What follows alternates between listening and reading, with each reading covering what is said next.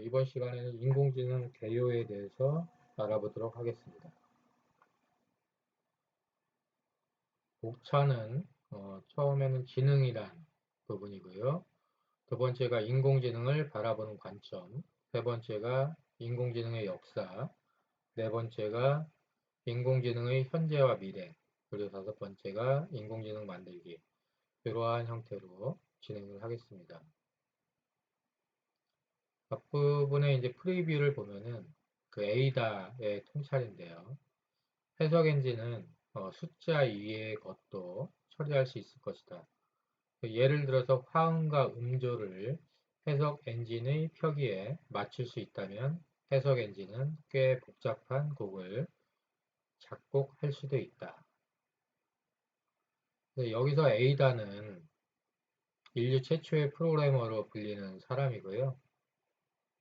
그 다음에 요즘에는 그 에이다라는 이러한 이제 암호화폐 쪽에 에이다라는 암호화폐도 있죠. 그래서 이제 에이다가 이제 이렇게 얘기를 했습니다. 이 부분은 이제 1843년에 얘기를 한 거고요. 그로부터 이제 약 180년 정도 지나갔고 현재 인공지능은 알파고가 이세돌을 이기고 그 다음에 자율주행차가 도로를 질주하고 그 다음에 이렇게 작곡을 하는 마젠타 프로젝트 같은 것들이 있습니다. 이 마젠타 프로젝트 관련된 부분들은 뒷부분에 동영상으로 보도록 하겠습니다. 자, 그럼 첫 번째 지능이란 부분에 대해서 우리가 한번 알아보겠습니다. 이제 긴 지능의 스펙트럼이 있는데요. 돌멩이는 지능이 없고요. 스스로 움직이지도 못하고 목적 의식도 없습니다. 그런데 이제 이 부분은 이제 바이메탈이라고 하는 건데요.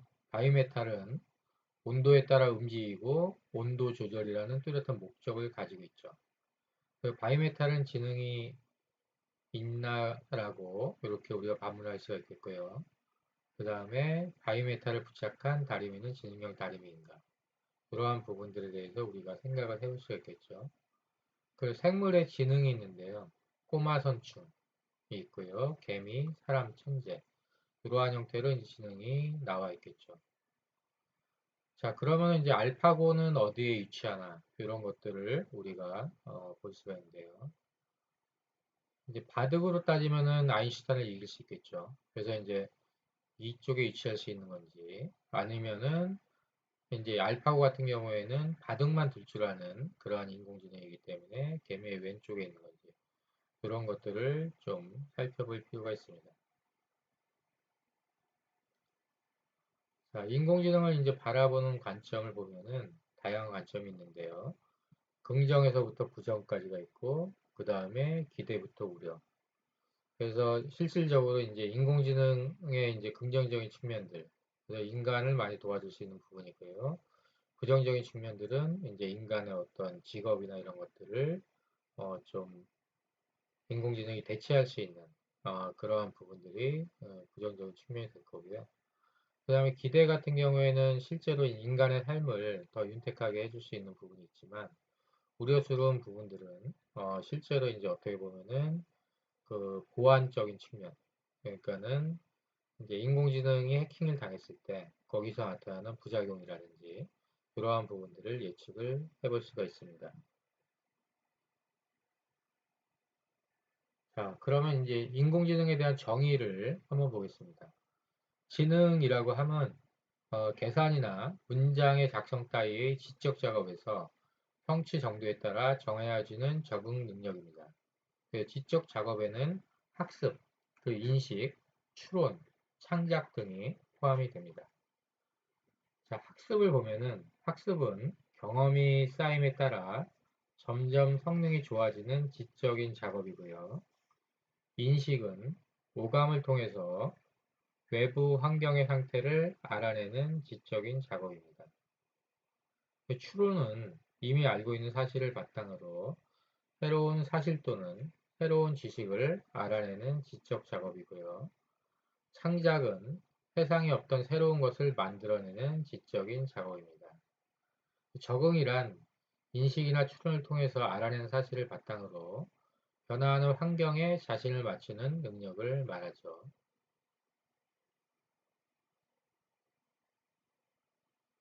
자, 다음에 이제 인공지능에 대해서 우리가 국어사전을 살펴보면요. 인간의 지능이 가지는 학습, 그리고 추리, 적응, 논증 따위의 기능을 갖춘 컴퓨터 시스템을 의미합니다. 그리고 이제 Artificial Intelligence 쪽에 나와 있는 부분을 보면은 인공지능은 지능적으로 행동하는 계산 에이전트를 만들고 분석하는 학문 분야입니다. 여기서 에이전트란 주어진 환경에서 주어진 목표를 향해 행동하는 것을 말하며 에이전트의 지능 행위는 다음과 같습니다. 환경과 자신의 목표에 맞게 적절한 행동을 수행하는 부분이고요. 그 다음에 변화하는 환경과 목표에 유연하게 대처를 하는 부분이 있고요. 그 다음에 과거의 경험으로부터 학습을 하는 부분이 있습니다. 그리고 인식과 계산 능력의 한계에 적절하게 대처를 하고요. 에이전트 앞에 붙은 계산이라는 용어는 컴퓨터와 관련된 또는 컴퓨터를 이용하여 만드는 정도의 수식어로 이해하면 됩니다. 기능을 구현하는 데 사용할 수 있는 기계는 컴퓨터가 유일하고요. 컴퓨터를 제외한 모든 기계는 한두 가지 목적에 특화되어 있는 반면에 컴퓨터는 프로그래밍이 가능하여 여러 용도로 사용할 수 있기 때문입니다.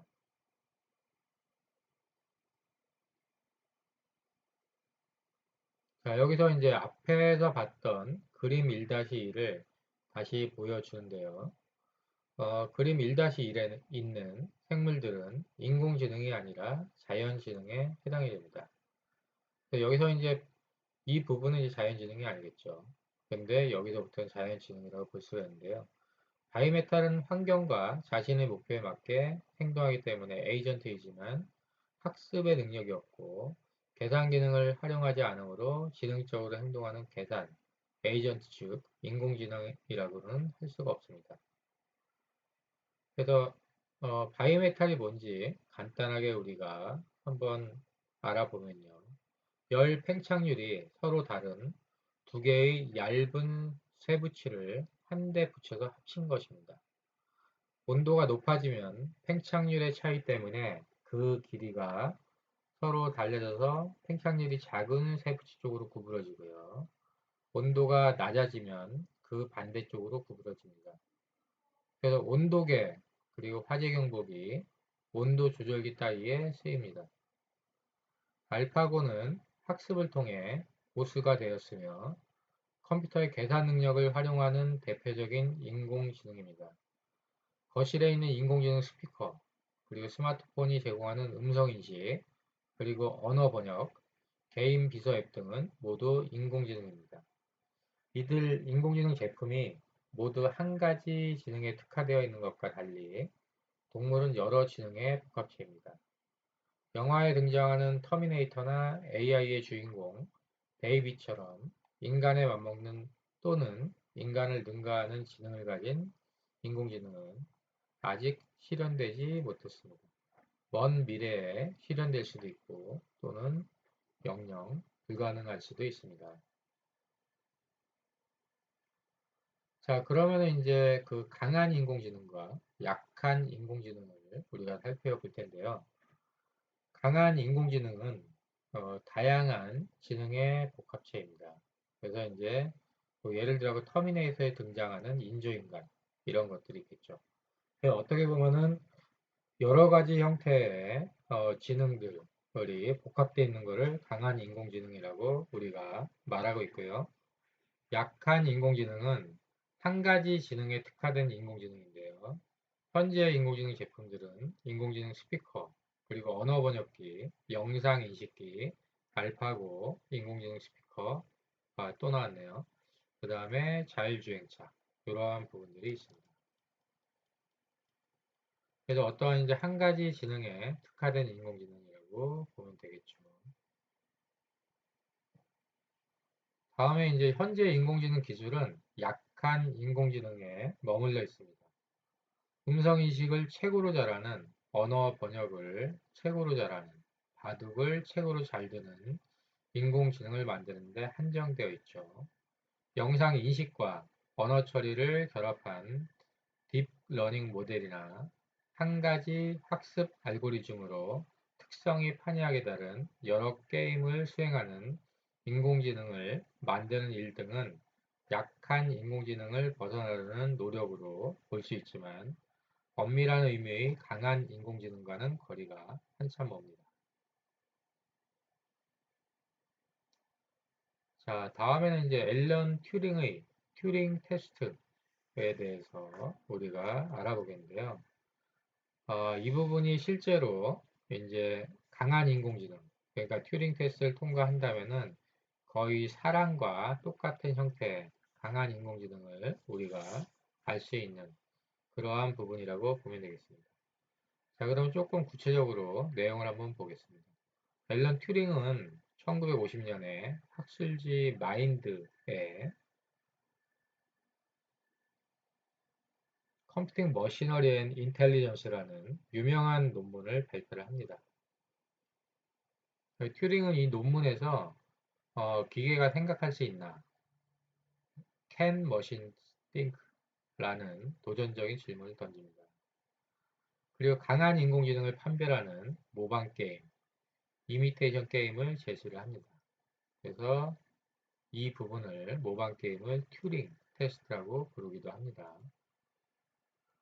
아래 그림 1-2에서 이 부분이죠. 에서는 A가 컴퓨터고요. 그 다음에 B는 상식을 갖춘 보통 사람, C는 심사관입니다. 예를 들어 그 A를 사람과 대화를 나누는 인공지능 챗봇이라고 생각하고요. 그 다음에 심사관은 커튼에 가려서 A와 B를 볼 수 없고 단지 글을 통해서 질문을 던지고 답을 받습니다. 이게 심사관이죠.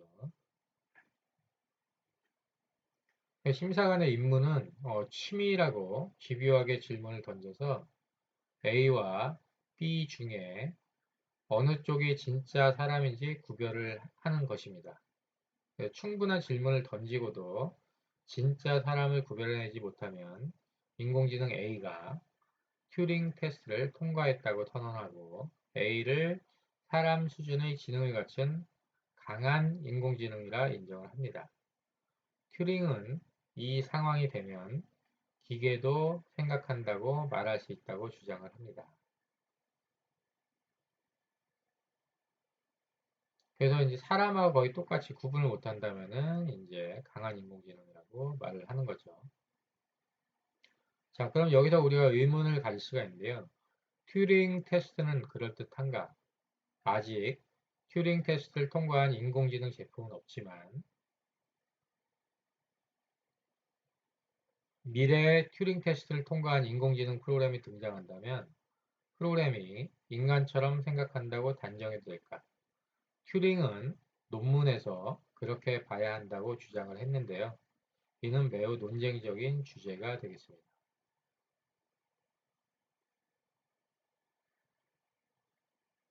자, 다음에 보면은 이제 튜링의 의견에 반대하는 철학자들도 많이 있습니다. 튜링이 논문을 발표한 이후 지금까지 주로 인공지능 학자와 철학자 간의 치열한 논쟁이 벌어지고 있습니다. 존 설이라는 철학자가 1980년에 학술지 Behavioral and Brain Science에 발표한 Minds, Brains and Programs라는 논문은 튜링의 주장과 대척점을 이룹니다. 설은 컴퓨터 프로그램이 질문 내용을 전혀 이해하지 못한 채로 단순한 기호 연산만 이용해 튜링 테스트를 통과할 수 있다고 주장을 합니다. 그리고 튜링 테스트를 통과하더라도 이해한 것은 아니므로 프로그램이 생각할 수 있다고 하면 안 된다고 합니다. 대체적으로 공학의 뜻이 있는 학생은 튜링, 철학이나 문학의 뜻이 있는 학생은 설의 관점에 끌릴 것으로 생각이 됩니다.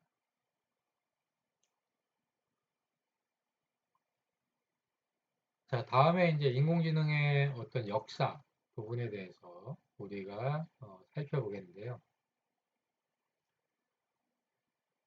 일단은 이제 앞쪽에서 보면은 컴퓨터로 인간 지능을 모방하는 일에 관심이 많은 학자들이 1956년에 다트머스 대학교에 모여 다트머스 컨퍼런스를 열고 자신들이 개발한 지능 프로그램을 시연을 했습니다.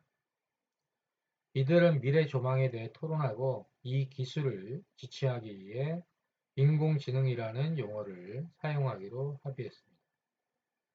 1958년에 퍼셉트론이라는 신경망이 등장을 했고요. 뉴욕타임스에서는 퍼셉트론에 대해 다음과 같은 찬사로 대서특필을 했습니다. 그래서 이제 우리가 이제 뒤쪽에서 그 퍼셉트론이라는 그 신경망을 실제로 이제 프로그래밍으로 구현을 좀 해볼 텐데요. 이렇게 이제 1958년에 퍼셉트론이 등장을 했고, 그 다음에 걷고, 말하고, 보고, 쓰고, 번식하고, 자신의 존재를 의식하는 전자컴퓨터의 태동이다. 이렇게 얘기를 했는데, 실제로 이제 조금 약간 과장된 부분이 있습니다. 뒤쪽에서 이제 좀 구체적으로 설명을 하겠지만, 퍼셉트론 자체는 기본적으로 선형 분류기 형태이기 때문에 실제로 뭐 AND나 OR 게이트 이런 것들을 갖다 분리를 해낼 수 있지만 XOR 게이트 같은 경우에는 하나의 퍼셉트론으로 분류가 되지 않습니다. 그래서 이제 그런 경우에는 이제 다중 퍼셉트론을 이용을 하게 되는데요. 초기에 이제 1958년에는 기본적으로 하나의 퍼셉트론이 이제 등장을 했고요. 그 다음에 이제 실제로 이러한 형태로 이제 대서특필이 됐지만 얼마 지나지 않아서 퍼셉트론은 기존 수학을 재해석한 선형분류기에 불과하다는 비판에 직면을 했습니다. 급기야 비판에 앞장선 민스키의 퍼셉트론수가 1969년에 출간됨에 따라 신경망 연구는 크게 위축이 되었습니다. 그래서 신경망의 태조는 1973년에 시작된 1차 인공지능 겨울에도 영향을 미쳤습니다. 실제로 이제 1950년대 인공지능에 관련된 부분들의 얘기들이 많이 나왔다가 60년대와 70년대 이때에 실제로 이제 신경망에 대한 부분들이 연구가 이제 많이 이루어지지 않았던 시기가 되겠죠. 그래서 하지만 신경망 연구자들은 꾸준히 연구 개발을 진행해서 퍼셉트론의 은닉층을 추가한 다층 퍼셉트론을 발명하는 성과를 거두었습니다. 그래서 이제 실제로 이제 퍼셉트론을 갖다가 이제 하나 더, 그러니까 하나의 층을 만든, 그러니까 여기서 은닉층을 만든 히든 레이어라고 하는데요. 이제 우리가 딥러닝을 할 때 배우게 됩니다. 그래서 히든 레이어를 추가한 다층 퍼셉트론을 발명한 성과를 거두었죠. 그리고 1986년에는 다층 퍼셉트론을 소개한 Parallel Distributed Processing이 출간되면서 신경망은 화려하게 부활을 했습니다. 그 다음에 1997년에는 순환 신경망의 일종인 LSTM, 그러니까 Long Short Term Memory, LSTM이 발표되어 자연어 처리 발전에 크게 기여하였고 1998년에는 필기 숫자를 높은 정확률로 인식하는 컨볼루션 신경망을 이용해 미국 은행의 골칫거리였던 수표를 자동 처리할 수 있게 되었다는 루쿤의 논문이 발표되었습니다. 실제로 이제 이 필기 숫자 인식하는 부분들, 이 컨볼루션 신경망이 발표가 되면서 실제로 딥러닝이 다시 화랑을 이루게 되었죠. 이 논문은 얕은 신경망을 깊게 만들어 딥러닝의 발판을 마련했다는 평가를 받고 있죠. 상당히 중요한 기여를 한 논문이라고 보면 되겠습니다. 다음에 이제 딥러닝 학습은 데이터가 방대해지면 시간이 많이 소요되므로 병렬 처리가 필요한데 1999년에 GPU가 발명되어 딥러닝 연구가 가속화되었습니다. 실제로 이제 GPU가 발명되기 전에는 CPU만 가지고 딥러닝을 하기엔 상당히 느리기도 하고요.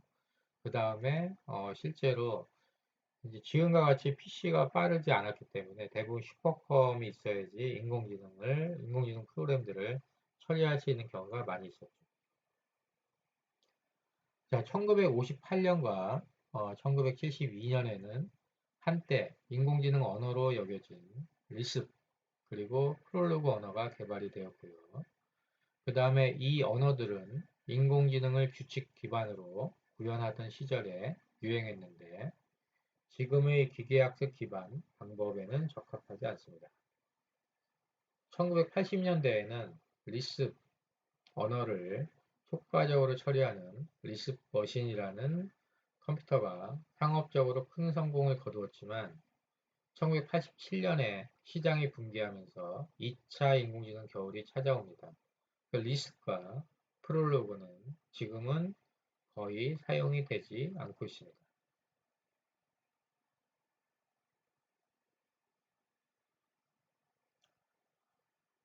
자, 다음에 보면은 실용적인 인공지능 시스템을 보여주어야만 겨울을 끝낼 수 있다고 생각한 학자들이 이제 인공지능 겨울 시기가 있었죠. 그래서 이제 내놓은 방안은 전문가 시스템이었습니다. 전문가 시스템의 목적은 전문가의 지식을 프로그래밍하여 전문 영역의 의사결정을 인공지능으로 대체하는 것입니다. 의료 분야의 대표 제품은 마이신이라는 건데요. 마이신은 의사처럼 진단과 처방을 내놓는 전문가 시스템으로 의사들이 사용하는 규칙을 모아서 프로그래밍을 합니다. 세균 질환에 따라 나타나는 증상과 검사 결과를 입력하면 600여 개의 규칙을 이용한 확률 추론을 통해 적절한 항생제를 처방을 합니다. 의사와 결혼 결과 의사 못지않은 실력을 발휘했다고 전해지고요. 1970년대에는 전문가 시스템 시대였다고 할 정도로 큰 성공을 거두었으며 전문가 시스템은 인공지능 겨울을 벗어나는 데 크게 기여하였습니다.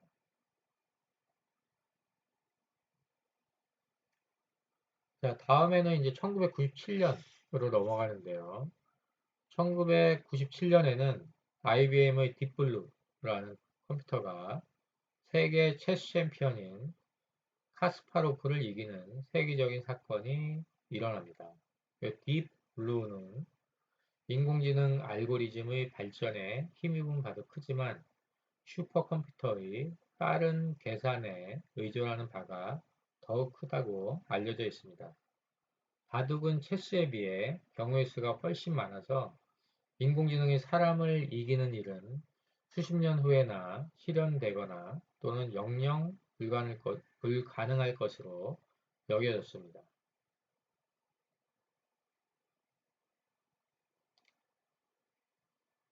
그런데 이제 바둑에서도 이제 역사적인 일이 일어나는데요.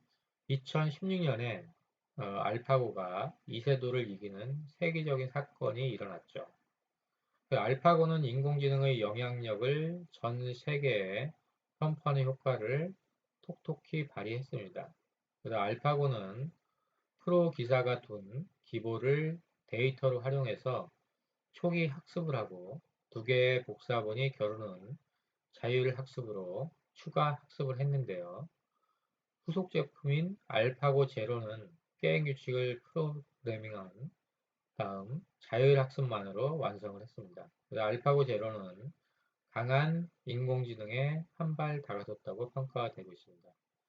실제로 알파고에는 이제 구글에서 개발한 그 TPU라는 그러한 이제 프로세서를 사용을 했는데요. GPU가 아닌 TPU, 그러니까 인공지능 전용으로 개발한 프로세서를 사용을 했죠. 그래서 이제 실제로 이세돌을 이기는 그러한 사건이 발생이 됐고요. 자, 그 이후에 이제 보면은 이세돌은 2016년에 알파가 이겼고 2000년대 들어가지고 이제 자율주행차 부분에 이제 역사가 시작이 됐습니다. 실질적으로 이제 지금은 테슬라에 의해서 자율주행 자동차의 그러한 이제 그 미래가 이제 진행이 되고 있지만 최초의 이제 자율주행 자동차의 역사를 보면은 2004년에 자율주행 성능을 겨루는 제1의 그랜드 챌린지가 개최되었습니다. 주최 측은 미국 서부의 한적한 모하비 사막을 관통하는 15번 고속도로의 240km 구간을 골랐고요. 가장 멀리 간 자율주행차는 카네기 멜론 대학교의 샌스톰인데 불과 11.9km를 주행하고 U자형 굴곡에서 절벽에 처박히고 말았습니다. 하지만 이듬해의 이에 대해서는 5개 팀이 완주하는 대기록이 만들어졌죠.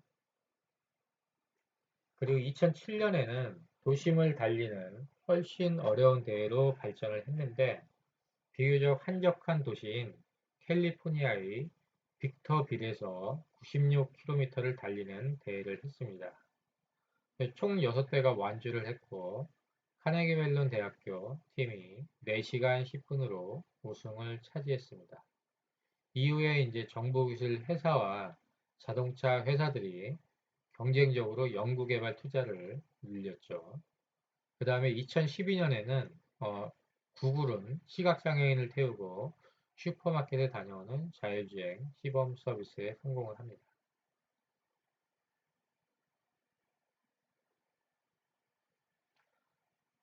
그래서 2000년대에 들어가지고 이제 딥러닝의 시대라고 부를 수가 있고요. 실제로 이제 인공지능이 우리 생활 속에서 많이 활용이 되고 있는데요. 1958년에 퍼셉트론이 발표된 이후 신경망은 우여곡절을 겪으면서 발전을 거듭해 딥러닝이라는 꽃을 피웠습니다. 딥러닝은 현재 인공지능을 구현하는 가장 강력한 도구로 활용이 되고 있습니다. 딥러닝 프로그래밍 플랫폼을 선점하려는 경쟁이 뜨거운데 구글의 텐스플로우와 페이스북의 파이토치가 경쟁을 벌이는 상황입니다. 이 책에서는 사용 점유율이 가장 높은 텐서플로우를 기반으로 프로그래밍을 실습을 하겠습니다. 앞으로 우리가 이제 실습을 할 때는 텐서플로우 기반으로 실습을 하도록 하겠습니다.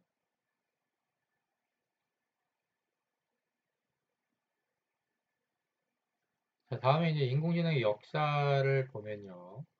인공지능의 역사를 보면은 1843년에 에이다가 이제 해석 엔진은 꽤 복잡한 곡을 작곡할 수도 있다라는 논문을 발표했고요. 이게 이제 그 당시에는 어떤 상상력을 발휘해서 이러한 논문을 발표를 한 건데, 이거를 이제 최초로 보고 있습니다. 다음에 이제 1946년, 네, 세계 최초의 범용 디지털 컴퓨터인 애니악이 탄생이 됐고요. 그 다음에 1950년에 인공지능 여부를 판별하는 튜링 테스트가 제안이 됐습니다. 다음에 1956년에는 최초 인공지능 학술대회인 다트머스 컨퍼런스가 개최됐고요. 인공지능이라는 용어가 탄생이 됐습니다. 다음에 1958년에는 로젠 블렛이 퍼셉트론을 제안을 했고요. 인공지능 언어인 리스흡이 탄생이 됐습니다. 이제 이 퍼셉트론이라는 부분들은 실제로 인공지능 프로그래밍을 처음 시작할 때 가장 많이 우리가 구현을 하는 부분이니까 뒷부분에서 살펴보도록 하겠습니다. 다음에 이제 1959년에 사무엘이 기계학습을 이용한 체커 게임 프로그램을 개발했고요. 다음에 1965년에 자대가 퍼지 이론을 발표를 했습니다. 1966년에는 세계 최초의 챗봇 엘리자가 공개가 됐죠. 요즘에 이제 챗봇이 많이 쓰이고 있는데 1966년에 이미 챗봇이 이제 세계 최초의 챗봇이 나온 형태이죠. 다음에 이제 1968년에 공간 탐색 알고리즘 A가 발표가 됐고요. 그 다음에 1969년에 민스키가 펄셉트론스에서 퍼셉트론의 과대 포장을 지적을 했고, 이때부터 이제 신경망에 대한 그런 연구가 좀 태조하기 시작을 했습니다. 다음에 1972년에 인공지능 언어인 프롤로그가 탄생이 됐고요. 그 다음에 스탠퍼드 대학교에서 전문가 시스템이죠. 마이신, 의학 쪽의 전문가 시스템인 마이신 전문가 시스템 개발이 시작이 됐습니다. 다음에 1973년에 라이트힐 보고서를 계기로 인공지능의 내리막길, 1차 인공지능의 겨울이 시작이 됐고요. 1974년에 웨어보스가 오류 역전파 알고리즘으로 논문을 발표를 했습니다.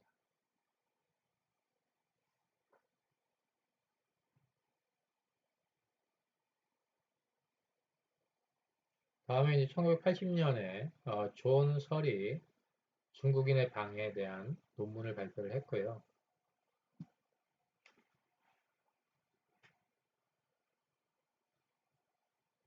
다음에 이제 80년에 ICML, 그러니까 인터내셔널 컨퍼런스 온 머신 러닝 학술대회가 개최가 됐습니다. 그 1984년에 이제 인조인간이 등장하는 영화 터미네이터가 개봉이 됐고요.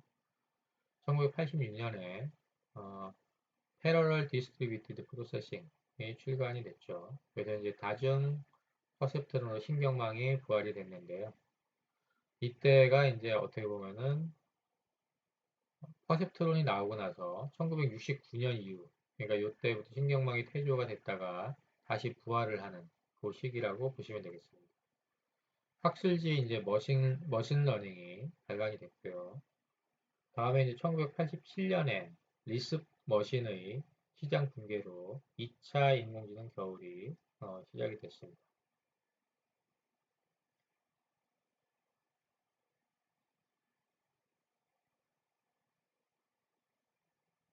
다음에 1991년에 이제 지금 현재 인공지능 분야에서 가장 많이 사용이 되고 있는 파이썬이라는 언어가 탄생이 됐고요. 1993년에 R이라는 언어가 탄생이 됐습니다.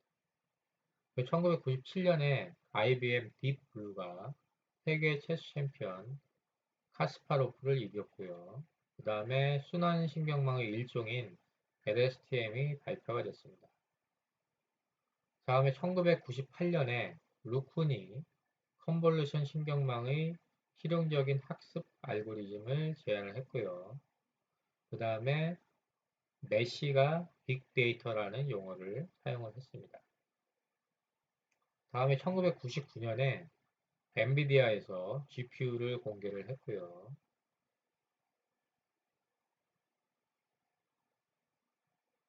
다음에 2000년도에 이제 컴퓨터 비전 패키지 오픈 CV가 최초로 공개가 됐습니다.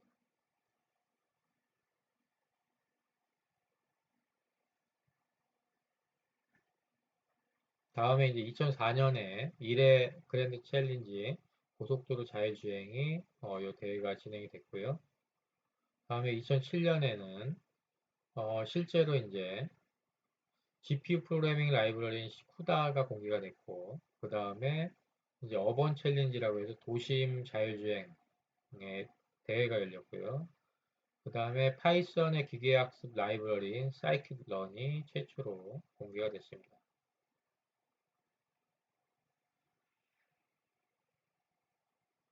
그래서 이 scikit-learn 같은 경우에도 실제로 이제 머신러닝 쪽에 그리고 딥러닝 프로그램에서 많이 사용되는 그러한 라이브러리라고 보면 되겠습니다. 다음에 2010년에 보면은 대규모 자연 영상 데이터베이스인 이미지넷이 탄생이 됐고요. 이것도 이제 실제로 어, 딥러닝에서 많이 사용되는 부분이고요. 그 다음에 이미지넷으로 인식 성능을 겨루는 1회 ILS VRC 대회가 개최가 됐습니다. 그래서 이미지넷 Large Scale Visual Recognition Challenge 대회가 개최가 됐고요. 다음에 마이크로소프트에서 동작 인식 카메라 키넥트를 시판하기 시작을 했습니다. 그 다음에 2010년도 이때 앱 인벤터 언어가 발표가 됐고 음성 합성 그리고 음성 인식 언어 번역 컴포넌트가 제공이 됐습니다. 다음에 2011년에 IBM 왓슨이 제퍼디 우승자를 꺾었고요. 그 다음에 아이폰에서 인공지능 비서 앱인 시리 서비스가 시작이 됐습니다. 다음에 2012년에 딥러닝으로 필기 숫자 데이터베이스 M리스트에 대해 0.23% 오류를 달성을 했고요. 그 다음에 자율주행차가 시각장애인을 태우고 세계 최초로 시범 운행에 성공을 했습니다.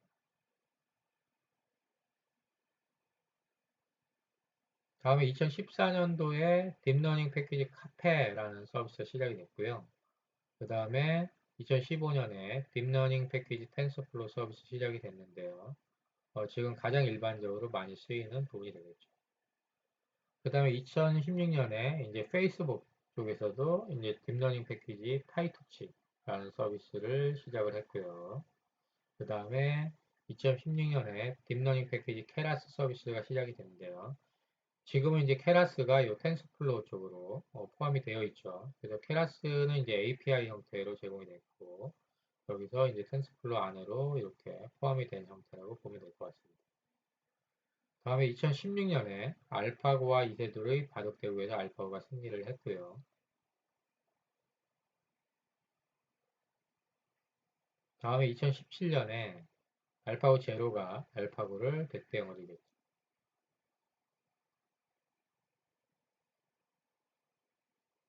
다음 2018년에는 이제 인공지능이 그린 초상화 에드몽 벨라미가 경매 시장에서 83만 2,500달러에 팔렸는데요. 이 부분은 이제 실제로 인공지능이 그린 초상화 부분들은 뒤에서 동영상으로 보여드리도록 하겠습니다. 다음에 2019년에 알파스타가 스타크래프트에서 그랜드마스터 수준을 달성을 하고요. 그 다음에 2020년에 오픈 AI 재단이 3세대 언어 모델인 GPT-3를 발표를 했습니다. 그리고 제약회사 엑센시아가 인공지능이 개발한 후보 신약물질의 일상 시험 시작을 했습니다. 자, 이제 과거의 인공지능 겨울은 실용화 기술 수준이 낮아서 시장 형성에 실패하여 발생하였는데 현재 인공지능은 탄탄한 시장을 이미 형성했고 새로운 시장이 속속 열리고 있습니다. 그래서 운전이나 작곡처럼 고도의 지능이 필요한 분야까지 인공지능이 대체하고 있고 인공지능 기능을 갖추지 않은 스마트폰이나 엔터테인먼트 가전제품은 시장에서 퇴출이 되고 있습니다. 인공지능이 이제 되게 일반화돼서 많이 사용되고 있는 시대가 이제 도래가 된 거죠. 자, 다음에는 이제 시장을 파고드는 인공지능 제품인데요. 자율주행차를 일단 볼 수가 있습니다. 구글의 자율주행차는 2012년에 시각장애인을 슈퍼마켓까지 데려다주는 시범 운행에 성공을 했고요. 그 다음에 자율주행이 상용화되려면 기술 성숙도가 가장 중요하지만 법과 행정적인 지원도 필수적입니다. 네바다주에서는 자율주행차에 면허증을 발급해서 인공지능 기술이 시장에 진입할 수 있는 길을 열어주었습니다. 자율주행에는 6단계의 수준이 있습니다. 수준 0은 자율주행 기능이 전혀 없는 상태이고요. 수준 1은 운전자를 도와주는 상태입니다. 수준 2는 부분 자동화 상태이고요.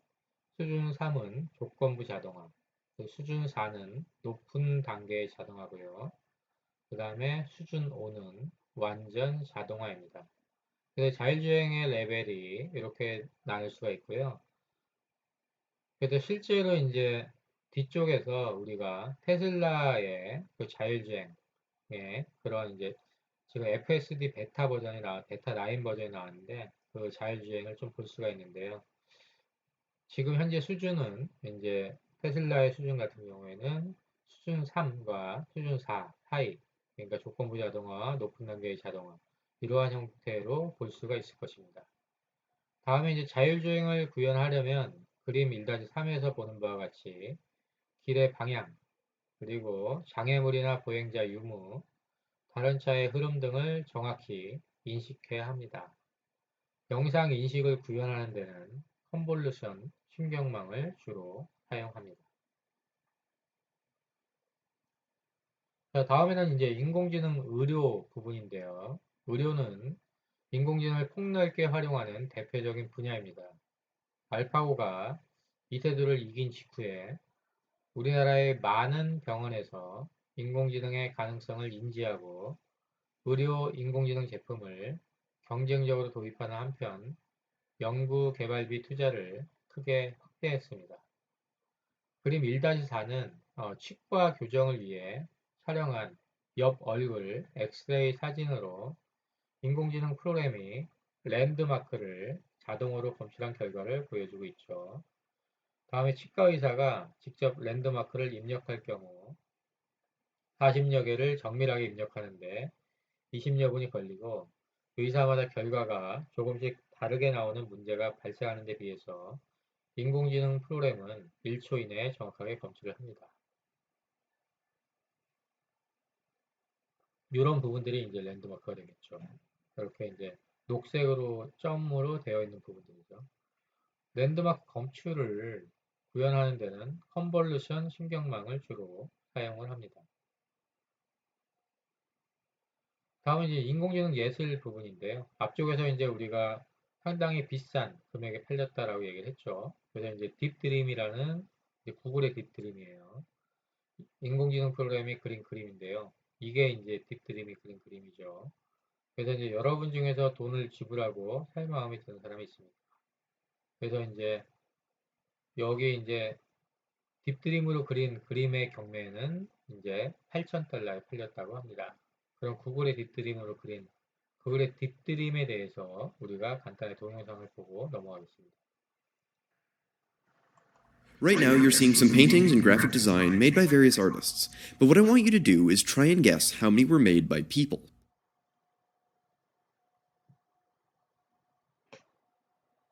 If you guess 0, then you probably spend a lot of time writing code.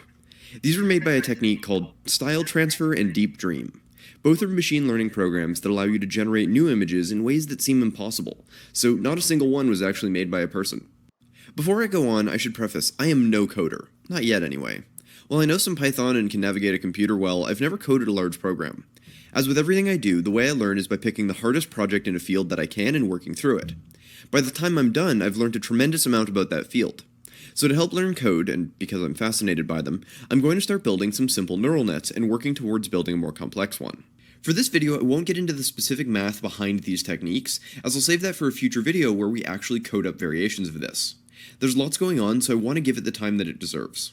So instead, in this video, I'll go over the basic flow of information and how these images are generated. To actually make the images, I used an online tool called Deep Dream Generator, which I've linked to in the description. Fair warning though, once you start making images, you might be at it for hours, because it's really fun. Let's start with style transfer. The idea is that you take two images, known as the style and content images respectively, and figure out what makes those images special. Specifically, in the content image, you figure out what details couldn't be removed without changing what the image fundamentally is. Basically, what objects, structures, and features are in the image. From the style layer, you figure out the more abstract features of the image.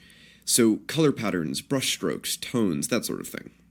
Then, once you know the content and style, you feed that data into a neural net, which is just some fancy math, and it combines the data to produce new images that mix the properties of the two input images. The result of all of this is that you can take the style from an artist that you like, apply it to an image, and make a new masterpiece that the artist never made. This is Spirits by the Lake by Leonid Afremov. Its magnificent splay of colors makes it an instant classic. Now, if we feed that into the style transfer program with some other photos, we can make some new art. Here are some examples of new images styled with Spirits by the Lake. Thanks to Benjamin Lowe's for the suggestion for this painting. This painting is actually great for this, as its blocky, bright colors lends itself really well to this technique. The classic example, and the one used in the original paper, was Starry Night by Van Gogh, and it works really well for giving images a surreal look. However, the results aren't always this good. Sometimes images just don't combine well, or aren't good style images, and mostly just make a mess, so it takes some trial and error to find good combinations. That said, you aren't only limited to painting styles. Any image can be used as the style image, and the results can be fantastic. While this particular program and this version of style transfer is meant to make more abstract photos, some versions are able to transfer detail more subtly. For example, it can be used to make images of springtime look like winter or fall, or vice versa.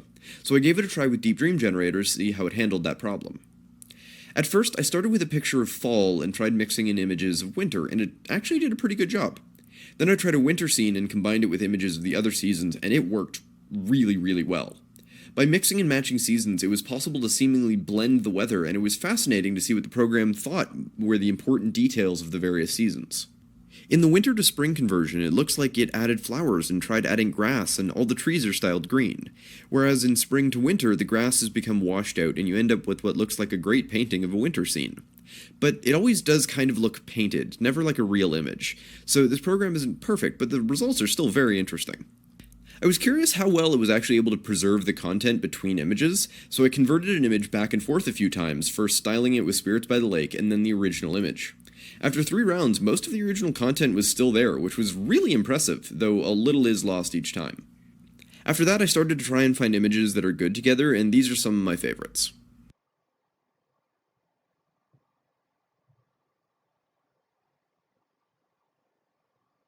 Now let's look at the other tool, which is Deep Dream. This one is much stranger, as it's basically the result of running a neural net in reverse. Normally, to train a neural net, we give it millions of images of the thing we want it to learn about, and then we tweak the various control knobs of the network until it gradually learns to distinguish features in the images. What Deep Dream does is run everything backwards to see what the neural net thinks things look like. For example, if we give it an image of random noise and the word banana, it would adjust the image until something in the image registers as banana with the network. Rather than specific words, Deep Dream gives you a ton of more abstract options to adjust how the system runs, and you feed it whatever image you want to start with. It's based on a network that's been pre-trained on a variety of data, so there's all sorts of weirdness already built in. To get things started, we pick an image and let it process it for a first pass. Immediately, things start getting weird and some faint details appear. But then you get the option to go deeper. This just means running the image through the program again to boost the effect. Here we get a ton of options that can change the pattern and strength that the program applies the effect. Changing the strength changes how much detail is preserved, I find. Things start to get really weird if you just keep going deeper and zoom in, and you can make really cool GIFs. I started with an image of the Orion Nebula and just kept running the same settings 40 times, and by the end, you can't even tell what I started with. Every time you run this on a new image, you'll get a different result, and if you're not happy with the results, there's a revert button that will take your image back to the previous iteration. When we revisit this and build a program like this for ourselves, we'll take a closer look at what the names of the layer options mean, as they refer to the way that the neural net responsible for making these images is built and the mathematical operations that are being applied. But I think for now that's where I'll leave it. There's a lot more to talk about with these programs, but we'll need to dive deeper into the math, and I think the best way for any of that to make sense will be to go through the code and use some really nice graphics, which will take some time to make. If you'd like to learn more about these more deeply right now, I've linked to some great resources and the original paper in the description. If neural nets and AI are something you'd like to see more of, let me know in the comments. I'll be traveling soon, so making videos on this topic is really easy and helpful, as it only requires having my laptop, and I wanted to learn code anyway. If there are other machine learning techniques you'd like me to look at, be sure to let me know in the comments as well. And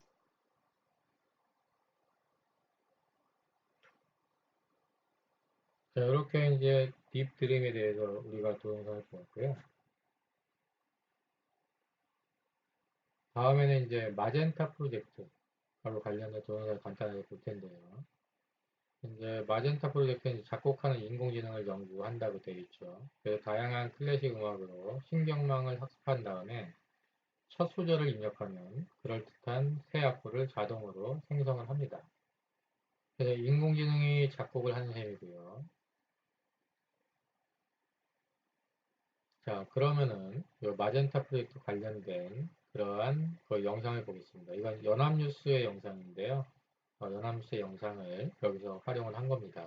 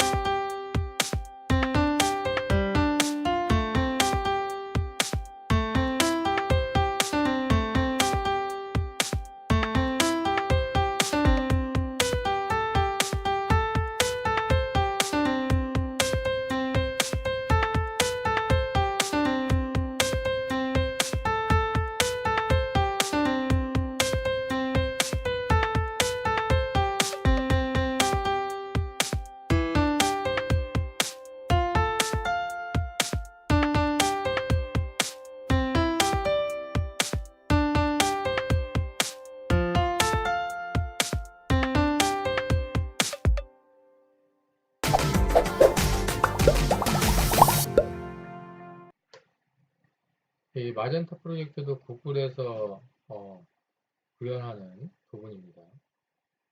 다음에 이제 언어 번역을 하는 부분이 있죠. 그래서 이제 해외 여행을 하다 보면 스마트폰에 설치된 언어 번역기를 통해서 외국인과 대화해야 하는 상황이 종종 발생합니다. 이 아래쪽에 있는 부분들은 구글 번역기로 한글을 영어로 번역한 사례이고요. 서비스되는 언어가 아주 수백 종류로서 전 세계 언어를 거의 망라한다고 볼 수가 있겠죠.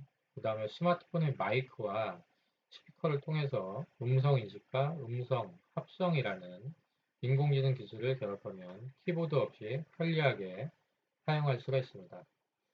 자연 언어와 음성은 시리얼 데이터이므로 언어 번역기와 음성 인식기는 LSTM을 활용해서 구현을 합니다.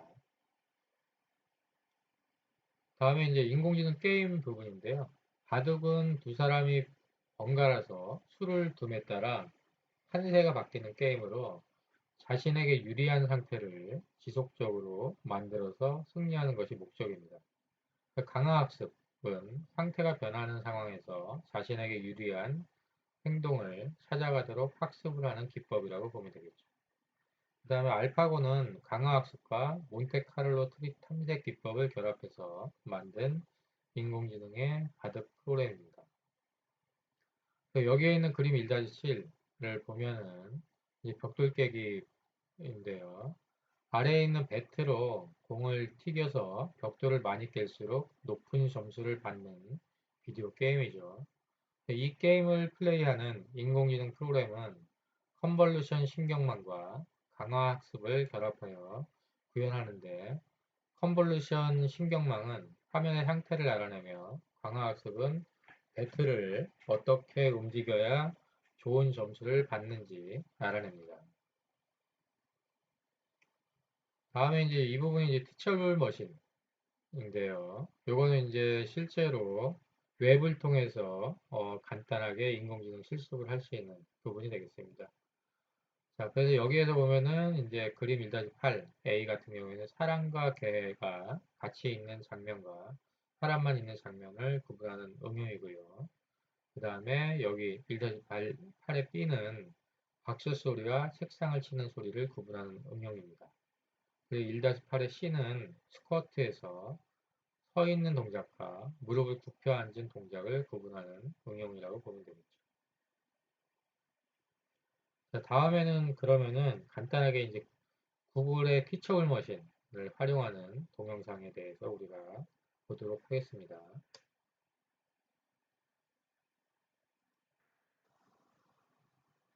자, 오늘은 티처블 머신에 대해서 알아보도록 하겠습니다. 그리고 이 구글에서요, 티처블 머신 치면요, 이렇게 나오는데, 여기 가장 위에 있는 티처블 머신 readgoogle.com로 들어가면 됩니다.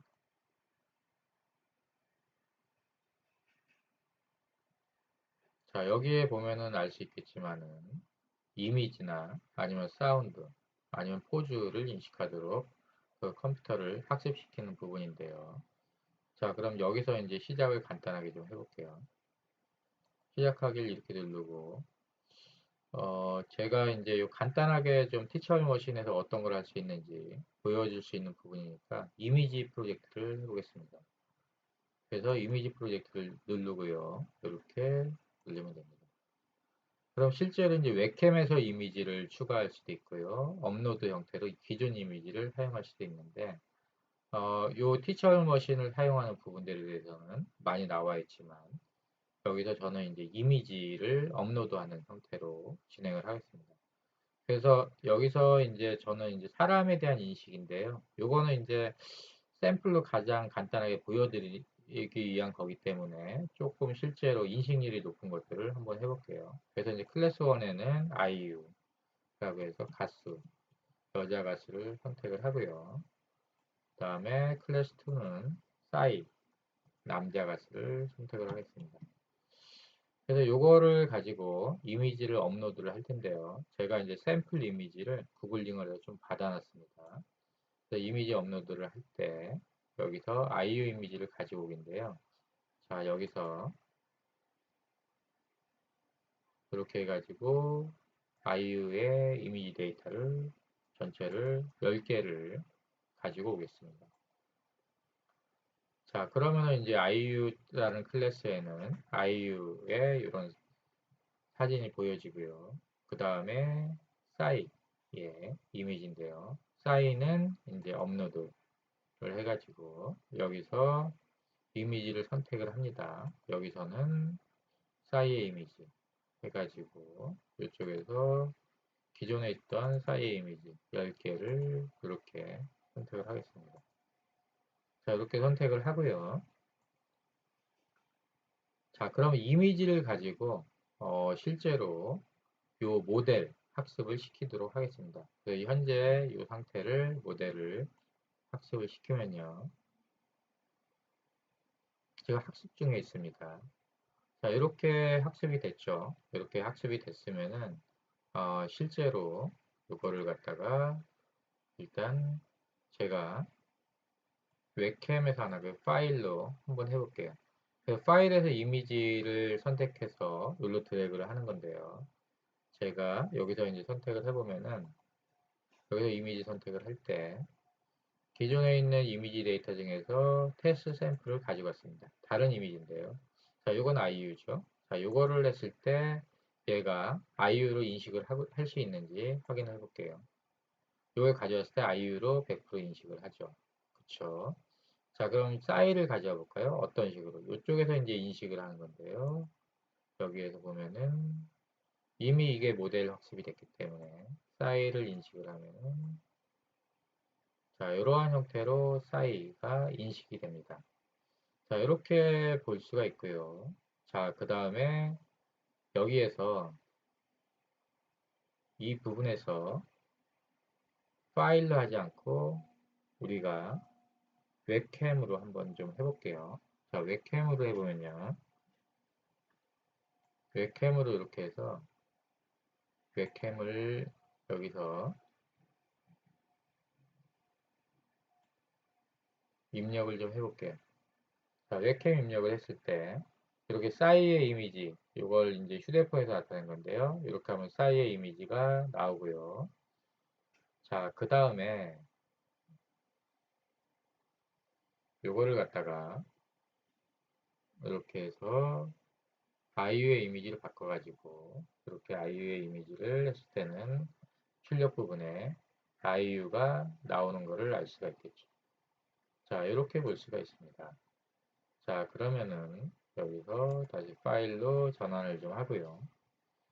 이렇게 해서 이제 티처블 머신에서 실제로 이제 이미지를 학습을 시켜가지고 이러한 형태로 이제 싸이, 아이유 이런 이미지를 가지고 구분을 하는 이러한 부분에 대해서 간단하게 실험을 해보았습니다. 자, 이상으로 마치도록 하겠습니다.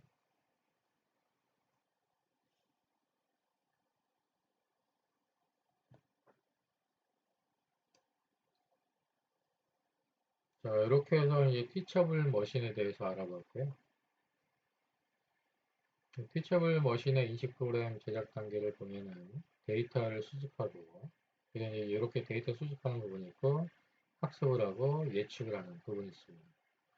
그래서 실제로 이제 우리가 뒤쪽에서 인공지능 프로그래밍을 할 때 이러한 형태로 진행이 되는 거죠. 그래서 이제 데이터 같은 경우에는 뭐 엠리스트라든지 패션 엠리스트 이런 것들을 좀 많이 활용을 하고요. 그래서 이제 실제로 이제 텐서플로우나 아니면 사이킷런에서 제공하는 그런 데이터 세트를 사용을 합니다.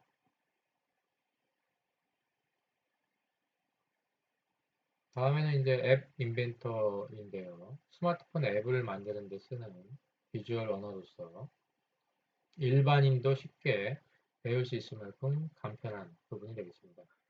그래서 비주얼 언어는 블록을 끌어다 끼우는 방식으로 코딩하는 프로그래밍 언어를 말합니다. 인공지능 관련된 컴포넌트를 제공하는데요. 스피치 레코그나이저, 음성 인식, 그리고 텍스트 스피치, 음성 합성, 그리고 이제 얀덱스 트랜스레이트, 그래갖고 이제 언어 번역하는 그러한 부분들이 있겠습니다. 그리고 이제 자율주행차의 미래 모습과 관련돼 가지고 보면요. 주변차와 통신을 하면서 밀집 주행을 할 수도 있고요. 그 다음에 교차로에서는 신호등이 없어지는 형태가 되겠죠. 그 다음에 사람의 인식 능력을 넘어서는 인공지능 주행을 할 경우에 일반인의 운전을 금지하고 특수한 경우에만 사람에게 면허를 발급하는 법이 생길 수도 있습니다. 그래서 실제로 이제 어떻게 보면은 사람의 운전을 금지하고 이제 자율주행차가 이제 실제로 주행을 하는 이러한 형태의 시대가 올 수도 있다라고 예측을 하고 있는 거죠. 다음에 이제 직업군의 이제 커다란 변화가 예측이 되고 있는데요. 인공지능이 이제 우리가 일반화되면서 대한민국은 로봇 밀도에서 세계 1, 2위를 다투는 나라입니다. 로봇 밀도는 이제 노동자 1만 명당에 설치된 한우 로봇의 수를 의미하고요. 한국의 로봇 밀도는 2017년까지 세계 1위였다가 2018년부터 싱가포르에 밀려서 세계 2위가 되고 있죠. 그 다음에 이제 프레이의 연구를 보면은 프레이는 컴퓨터와 인공지능 기술이 발전함에 따라 직업이 사라질 위기를 확률로 계산을 했고요. 그 다음에 사라질 확률이 가장 높은 직업을 텔레마케터로 보고 있습니다.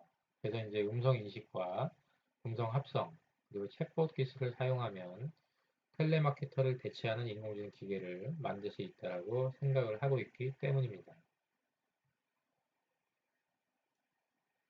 다음에 이제 인공지능이 사람을 몰아낸다라는 인식보다 인공지능을 쓰는 사람이 인공지능을 쓰지 않는 사람을 몰아낸다라는 인식이 적절하다고 생각이 되고요.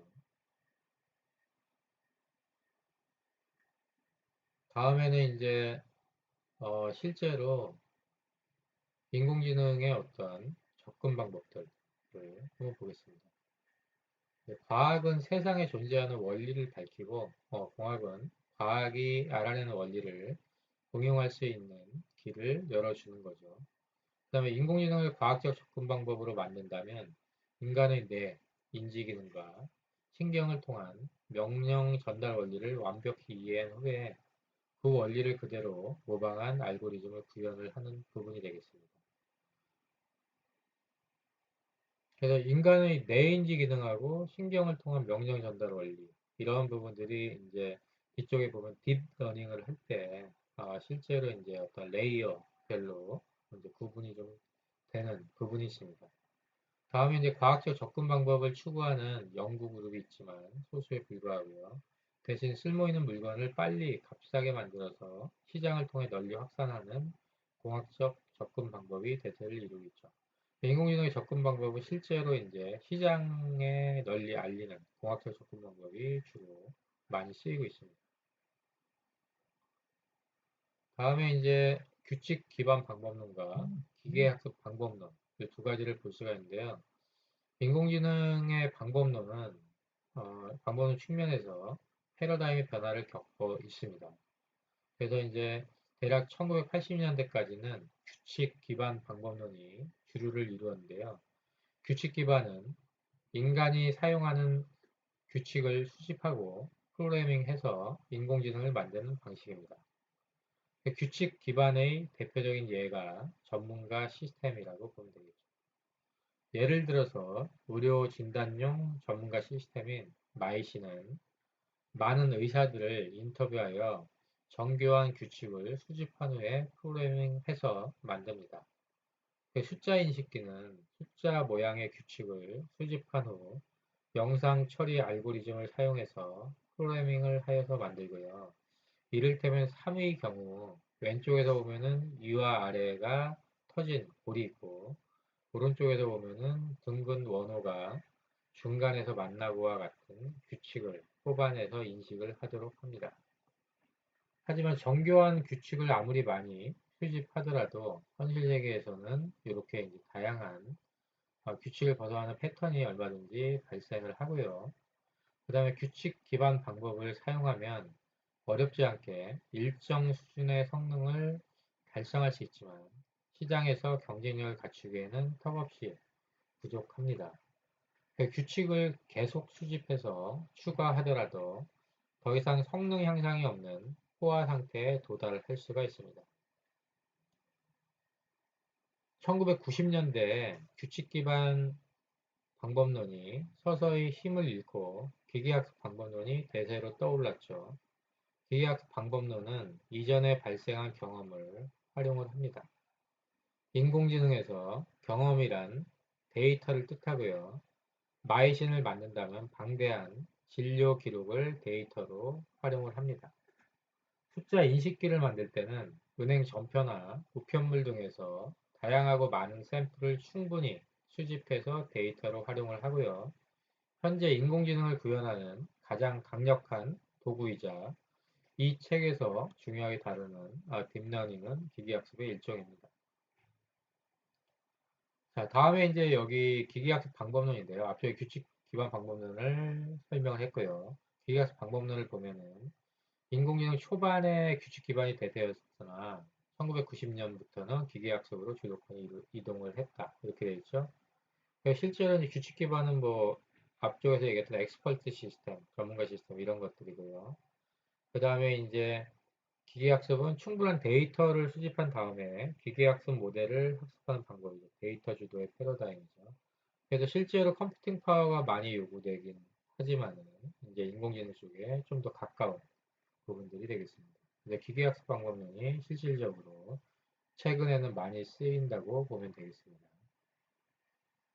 다음에는 이제 프로그래밍 언어 쪽인데요. 인공지능을 만들려면 이제 프로그래밍을 해야 되는데요. 따라서 이제 적절한 프로그래밍 언어를 선택하는 일이 매우 중요하겠죠. 그래서 이제 가장 널리 쓰이는 언어는 파이썬이라는 언어입니다. 이유는 이제 인공지능 데이터를 많이 다루는데 주로 벡터 또는 행렬로 데이터를 표현을 하고 있는데요. 그러한 표현이 좀 간단하게 되어 있죠. 그래서 아래쪽에서 여기서 이제 C 코드를 볼 수가 있는데요. 예를 들어 갖고 C 같은 경우에는 이제 두 개의 어떤 배열을 더할 때, 벡터를 더할 때 이렇게 포문을 사용을 해야 되지만 파이썬 코드 같은 경우에는 실제로 이러한 배열을 더할 때 간단하게 이러한 형태로 이제 배열에 대한 덧셈이 됩니다.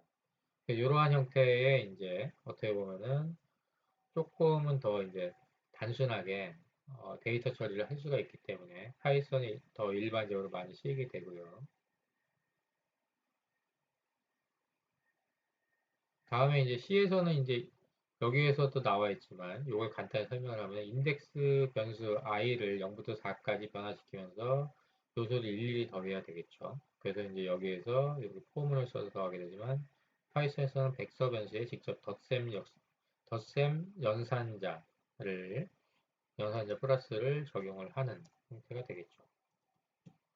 다음에 파이썬은 A와 B가 벡터라는 사실을 알고 있으므로 벡터 덧셈을 수행을 하고요. 프로그래머 입장에서는 파이썬이 알아서 해석하고 실행해 주니 무척 편리하고 오류를 범할 가능성도 낮다고 그렇게 보고 있습니다. 결국 단위 시간에 생산하는 인공지능 소프트웨어의 양 그리고 즉 소프트웨어의 생산성이 높다고 볼 수가 있습니다. 다음에 이제 파이썬을 사용하는 또 다른 이유들 중에 하나가 파이썬은 라이브러리가 풍부하기로 우뚝이고요. 그 다음에 수만 개의 검증된 라이브러리가 무료로 공개가 되고 있습니다. 지금 이 순간에도 새로운 라이브러리가 공식 사이트에 올라오고 있겠죠. 그리고 이제 scikit-learn이라든지 아니면 텐서플로우는 인공지능 구현하는 대표적인 파이썬 라이브러리라고 보면 되겠죠. 그래서 실제로 이제 제가 프로그래밍 관련의 동영상들을 좀 올려놨는데 대부분 인공지능 프로그램들은 파이썬으로 작업이 되어 있습니다.